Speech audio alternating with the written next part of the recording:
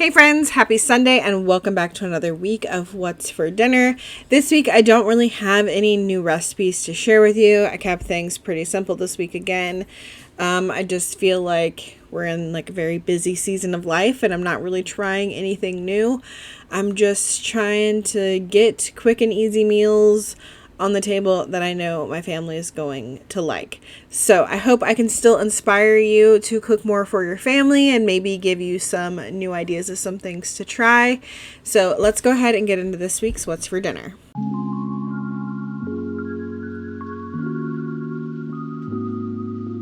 Friday night, I made some red beans and rice, and this is just box red beans and rice. I'm starting off by cutting up an onion. I'm only doing half the onion. I'm going to dice it up pretty small, and then I'm going to cut my sausage.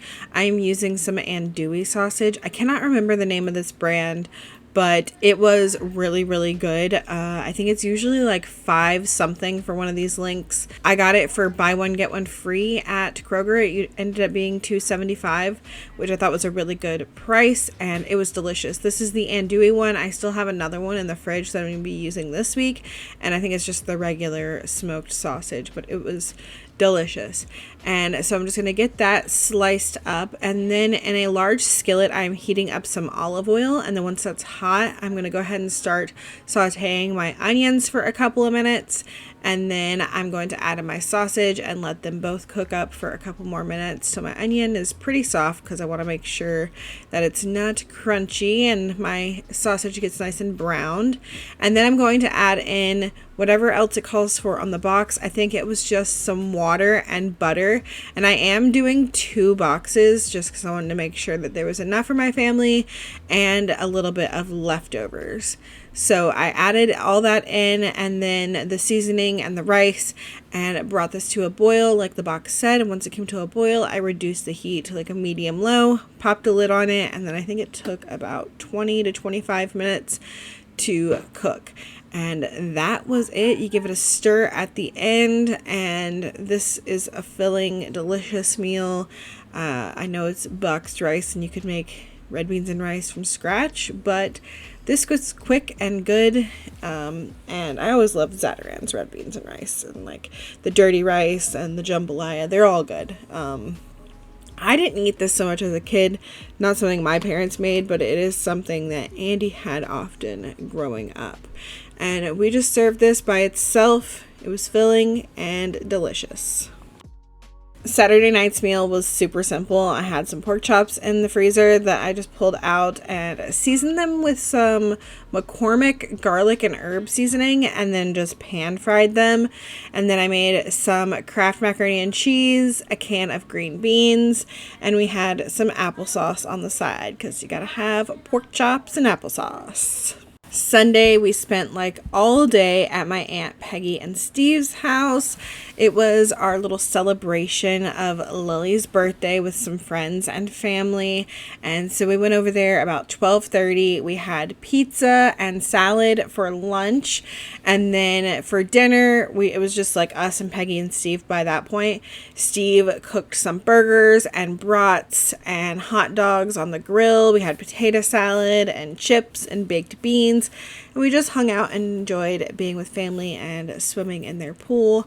And I really didn't take very many pictures. This is the only picture that I really got of Lilli and her friends right before she blew out the candles on her cake. Monday night, I made buffalo chicken enchiladas. Usually I do this in the crock pot, but I didn't decide until probably like 4 o'clock this night that I was going to make this, and the chicken was still frozen. So I threw the frozen chicken in my Instant Pot with a package of ranch dressing seasoning mix, and then about 1/3 of a bottle of buffalo sauce, and I added some water to that bottle to get the remaining buffalo sauce out. Then I put the Instant Pot lid on this, make sure it was sealed, and then cook this on manual high pressure for 12 minutes, and then let it do a natural release. I think that took about like 15 minutes. Then I just went in, my chicken was fully cooked, and I shredded it up with my little meat chopper, and it was a little bit liquidy. I just used like a slotted spoon to like get the chicken out, or like some tongs to get the chicken out to make our quesadillas. And I just make quesadillas, the regular way, in a pan, fry them up with some cheese and chicken in there. And then on the side, we did salads or fresh veggies.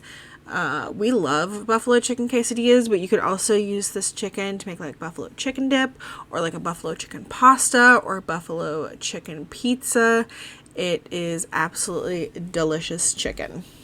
Tuesday night, I made some pizza pasta. I decided to use some Italian sausage in this, and it was still slightly frozen when I went to cook dinner, so I just put it in the pan over like medium heat with the lid for a little bit to like kind of thaw it out the rest of the way while it starts cooking. And then I went in and chopped it up and started seasoning it. I did some garlic powder, onion powder, Italian seasoning, and some red pepper flakes. And then I just continued to cook that until it was cooked all the way through. And then I used a jar and a half of some marinara sauce. I had one jar in my fridge from when I had made pizza the other week, so I used the rest of that, and then one full jar. And then I added in 1 box of penne pasta that I cooked just until like al dente, just like a little bit firm still, because this is going to be going into the oven. And then I also added in some mozzarella cheese, and then I topped this with some mozzarella cheese and then a bunch of pepperonis. Then I stuck this in the oven on like 350 for 20 minutes, and then I stuck it under the broiler for about 3 to 5 minutes. You really want to keep a close eye on it when you're broiling so you don't burn it, but I wanted it to get nice and browned and bubbly on the top. And then I was also using these cup and crisp pepperonis, so I wanted them to like really crisp up, so that's why I stuck it under the broiler. And this was so good. It's always good. I kind of like don't make it the same every single time, but a pizza pasta is really good. I'd rather have this than spaghetti. My family prefers spaghetti, but I try to switch up the pastas that I make with red sauce, and this like fills their want for red sauce, but they would still prefer to have spaghetti. Wednesday night, I made some air fryer chicken thighs. So I did these the way that I usually do. I take the chicken thighs and I drizzle them with some olive oil, and then I season them all over with whatever seasoning you like. This time I used some garlic and herb McCormick seasoning, garlic powder, onion powder, salt and pepper, paprika, and a little bit of lemon pepper. And then I had these in a Ziploc bag, and I just kind of mushed it all around until everything was coated really well. Then I got them on the air fryer basket, and I cooked them on like 375 for about 30 minutes. And then I checked the internal temperature when they were done just to make sure they were cooked all the way through. And then to go with this, we were supposed to have this Knorr pasta side that was the creamy garlic flavor. And if you watch the vlog, you know we hated this. Me and Lily took one bite and were gagging. It was awful. I had some comments from some of y'all in the vlog that you agree this is not good. I've never had one of these Knorr pasta sides and like hated it, except for this one. Don't know. It was, the flavor was not just garlic, and it was so strong and like overpowering. So me and Lily ended up making some Kraft macaroni and cheese to go with this, and then I also made some corn in the air fryer. And Thursday was Lily's actual 10th birthday. So usually on their birthdays, they get to pick where we go for lunch and then what I make for dinner.